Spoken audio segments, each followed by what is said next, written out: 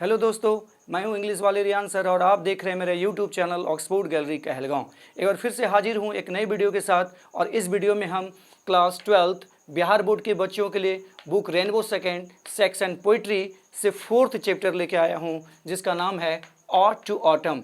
Ought to autumn का मतलब होता है पतझड़। तो इस वीडियो में हम इस चैप्टर से रिलेटेड ऑब्जेक्टिव क्वेश्चन जो प्रीवियस एग्जामिनेशन में पूछे गए थे या फिर आने वाले परीक्षाओं में पूछे जा सकते हैं उस पर चर्चा करेंगे। तो चलिए वीडियो की शुरुआत करते हैं। और सबसे पहले मैं जो बच्चे इस चैनल पर नए हैं उनसे रिक्वेस्ट करना चाहूँगा कि आप मेरे यूट्यूब चैनल ऑक्सफोर्ड गैलरी को सब्सक्राइब कर लें और बेल आइकन को भी दबा लें ताकि मेरे द्वारा अपलोड किए जाने वाले सभी वीडियोज़ का अपडेट आपको मिलता रहे। तो चलिए वीडियो की शुरुआत करते हैं और जानते हैं ये 4th चैप्टर का क्या है। 4th चैप्टर का नाम है ऑट टू ऑटम, जिसका मतलब होता है पतझड़। इस कविता की रचना किया है पोएट जॉन कीट्स ने। तो सबसे पहले जॉन कीट्स के बारे में जानेंगे क्योंकि पोएट से रिलेटेड भी कुछ ऑब्जेक्टिव क्वेश्चंस परीक्षाओं में पूछे गए हैं। तो सबसे फर्स्ट पॉइंट है poet John Keats was born in 1795 in Moonfield London and died in 1821। अर्थात पोएट जॉन कीट्स का जो जन्म है वह 1795 ईस्वी में मूनफील्ड लंदन में हुआ था और उनकी मृत्यु 1821 ईस्वी में हुई थी। अर्थात 26 ईयर के स्टेज में ही जॉन कीट्स की मृत्यु हो गई थी। इसका कारण नेक्स्ट पॉइंट में क्लियर होता है। John Keats was dead of tuberculosis at the age of 26। John Keats को एक बीमारी ट्यूबरक्लोसिस हो गई थी जिसके कारण से बहुत कम उम्र में अर्थात ओनली 26 ईयर्स के स्टेज में उनकी मृत्यु हो गई थी। नेक्स्ट पॉइंट है John Keats was known as the greatest English romantic poet. John Keats को अंग्रेजी का महानतम रोमांटिक पोएट के रूप में जाना जाता है। Once again John Keats was known as greatest English romantic poet. John Keats को अंग्रेजी का महानतम रोमांटिक पोएट के रूप में जाना जाता है। Next point his first poem lines in limitation of Spencer. His first poem line in limitation of Spencer was published in 1817। इसकी जो पहली कविता थी जॉन कीट्स की जिसका नाम है lines in limitation of Spencer, जो प्रकाशित हुई थी 1817 ईस्वी में। फिर से बोलूँगा कि जॉन कीट्स की जो पहली कविता थी, पहली कविता का नाम है lines in limitation of Spencer, जो प्रकाशित हुई पब्लिश्ड इन 1817। चलिए नेक्स्ट पॉइंट पे अब चर्चा करते हैं। For him a thing of beauty is a joy for ever. उनके लिए ए थिंग एक वस्तु ऑफ ब्यूटी सुंदरता की एक वस्तु सदा के लिए आनंददायक होती है, आनंद के लायक होती है।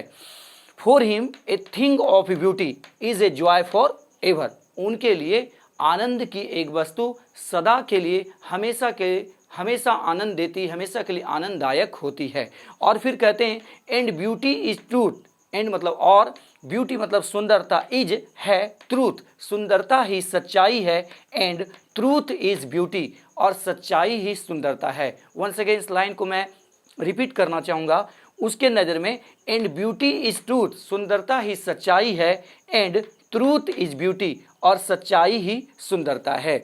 कवि के बारे में लास्ट पॉइंट है John Keats as a great lover of nature. John Keats को प्रकृति का महान प्रेमी बताया गया है। John Keats is a great lover of nature, ऐसा इनकी रचनाओं से प्रतीत होता है। इनकी रचनाओं में प्रकृति के प्रति अगाध प्रेम को दिखाया गया है। इसी कारण से पोएट जॉन कीट्स को ए ग्रेट लवर ऑफ नेचर कहा गया है, प्रकृति का महान प्रेमी बताया गया है। तो ये कुछ मुख्य पॉइंट्स जो पोएट से संबंधित थे और इनसे ऑब्जेक्टिव क्वेश्चन बनते थे उस पर मैंने डिस्कस किया। अब हम इस कविता पर जाएंगे। तो इस कविता का नाम है ode to autumn. Ode to autumn जिसका मतलब होता है पतझड़। तो इस कविता की रचना क्या है जॉन कीट्स ने। तो ये कविता जो है कुल 3 स्टेंजा का है। There are 3 stanzas in this poem. इस कविता में कुल 3 स्टेंजा हैं। ईच स्टेंजाज कंसिस्ट 11 लाइन्स, और प्रत्येक स्टेंजा में 11-11 लाइन है। तो सबसे पहले मैं इस कविता का सारांश आपके सामने संक्षिप्त में रखना चाहूँगा। इस कविता में के प्रथम स्टेंजा में कवि ने इस मौसम में फलों पर, प्रकृति के जो पेड़ पौधे होते हैं उस पर किस प्रकार का प्रभाव पड़ता है उस पर चर्चा किया है। तो कवि कहते हैं कि सीजन ऑफ मिड्स मिलो फ्रूटफुलनेस, अर्थात यह वो मौसम होता है जब फल पकने लग जाते हैं, उसमें गुद्दे भर जाते हैं और वह अपना वास्तविक आकार ग्रहण करता है। इस कविता के प्रथम स्टेंजा में कवि ने कुछ फल जैसे सेब, अंगूर इत्यादि का जिक्र किया है। कवि कहते हैं कि इस मौसम में पेड़ों पर नई पत्तियां, फूल और फल आ जाते हैं। इस कविता की द्वितीय अंतरा में कवि ने मनुष्य के क्रियाकलापों का वर्णन किया है कि इस ऋतु में मनुष्य का क्रियाकलाप क्या होता है, वह किस प्रकार के क्रियाकलाप में संलग्न होते हैं। तो कवि वर्णित करते हुए कहते हैं कुछ लोग फसल तैयारी कर रहे हैं, कुछ लोग फसलों को खेतों से लेकर आ रहे हैं, कुछ लोग फसल तैयार करते वक्त थक के निढाल होकर अन्न के भंडार पे सो गए हैं। और इस कविता के अंतिम स्टेंजा में कवि ने इस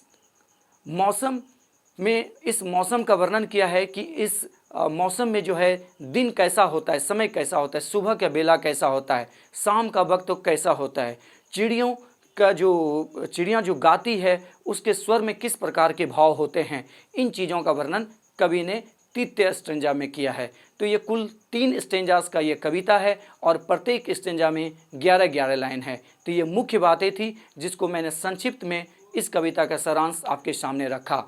अब मैं चर्चा करूंगा इस कविता के मेन पॉइंट्स पर जो कि ऑब्जेक्टिव क्वेश्चंस के रूप में पूछे गए हैं या फिर पूछे जा सकते हैं। तो फर्स्ट पॉइंट है ode to autumn is an ode. Ode to autumn कविता का एक ऑड रूप है। ओडी, ऑड मतलब होता है थोड़ा सा हट के।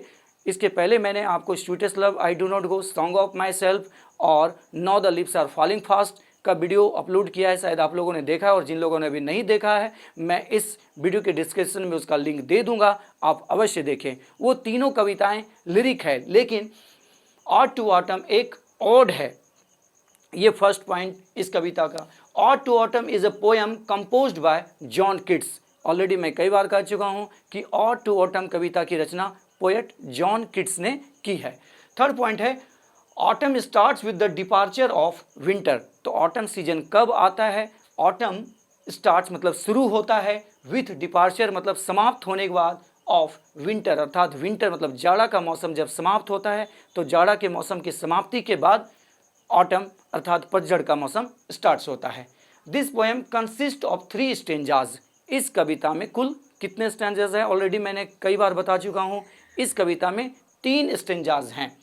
Each stanzas consist of 11 lines और प्रत्येक स्टेंजा में 11-11 पंक्तियां हैं। नेक्स्ट है the poet deals with autumn in details. तो इस कविता में कवि ने ऑटम सीजन पर फोकस किया है और उसी का डिटेल्स में वर्णन किया है। Once again the poet deals with autumn in details. इस कविता में कवि ने ऑटम ऋतु के बारे में डिटेल्स में वर्णन किया है। Next point, new leaves and fruits come out on the trees in this season. इस ऋतु में पेड़ों पर नई पत्तियां, फल और फूल उगाते हैं। नेक्स्ट है autumn seasons is personified in this poem. इस कविता में ऑटम अर्थात पतझड़ के ऋतु पर ही पर्सनिफाइड किया गया है पोएट जॉन किट्स के द्वारा। तो ये वाला पॉइंट भी समझ में आ गया। Autumn season is personified in this poem by the poet John Keats. John Keats के द्वारा इस चैप्टर मतलब ऑड टू ऑटम में ऑटम ऋतु पर ही फोकस किया गया है। चलिए नेक्स्ट है the theme of this poem is fulfilment maturity. तो इस कविता का जो थीम है उसमें क्या है? फुलफिलमेंट अर्थात परिपक्वता, मैच्योरिटी, जिसके दूसरे शब्दों में मैच्योरिटी कहा गया है। अर्थात इस सीजन में क्या होते हैं? फल अपना वास्तविक आकार ग्रहण करता है, उसमें मैच्योरिटी आते हैं अर्थात वह पकने लग जाता है और उसमें गुद्दे भर जाते हैं और वह तोड़ने लायक हो जाता है, उसको तोड़ा जा सकता है और खाया जा सकता है। तो ये इस कविता का थीम है।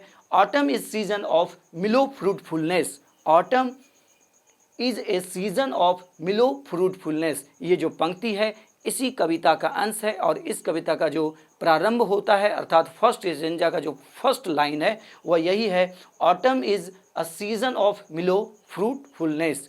तो इस कविता से जुड़े हुए जो भी इम्पोर्टेंट पॉइंट्स थे उसमें मैंने डिस्कस किया, उम्मीद है कि अभी तक आप मेरे साथ वीडियो में बने होंगे और ध्यान से गौर से आपने सुना होगा। अब मैं आपसे उम्मीद करता हूं कि इस चैप्टर से रिलेटेड जो भी ऑब्जेक्टिव क्वेश्चंस आपके पास यदि बुक हैं ऑब्जेक्टिव क्वेश्चंस के, वहां जाएं और आप सॉल्व करने की कोशिश करें। उम्मीद करता हूं कि आपको इस चैप्टर से रिलेटेड किसी भी ऑब्जेक्टिव क्वेश्चंस में कोई समस्या नहीं होगी। फिर भी यदि आपको वीडियो में कहीं कुछ प्रॉब्लम्स होती है तो आप कमेंट में बताएं, और यदि आपको वीडियो अच्छा लगा हो तो प्लीज़ कमेंट में ज़रूर बताएं। इस वीडियो में आपके लिए इतना ही, विदा लेता हूं, फिर मिलेंगे एक नए वीडियो में एक नए टॉपिक के साथ।